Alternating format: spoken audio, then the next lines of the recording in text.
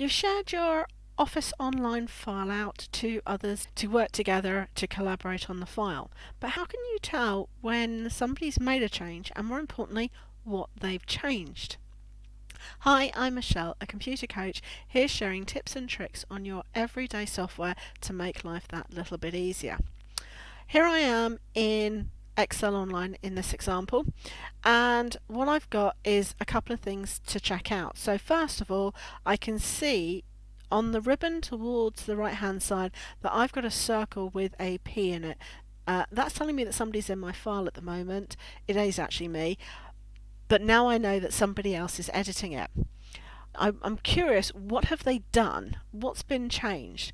Now I can, here in Excel, click on the Review tab, and I've got this really cool option called Show Changes. As I click on there, it opens up the Changes task pane on the right hand side, and now what I can see is right at the bottom there's all the stuff that I did to create this file. And then as I start to scroll towards the top, I've got, in this case, a guest user. If it's an identified person, it will have their name instead. And it tells me that they edited the sheet. There's a couple of ranges that they changed. And that actually 2 cells were edited as well. So I can see that it's B21 and B13 and what they did. But maybe I'm not exactly sure where that is on my file.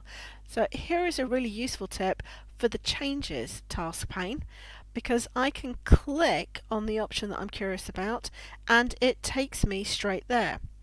If I click on the other one, you can see it moves me down to that cell as well.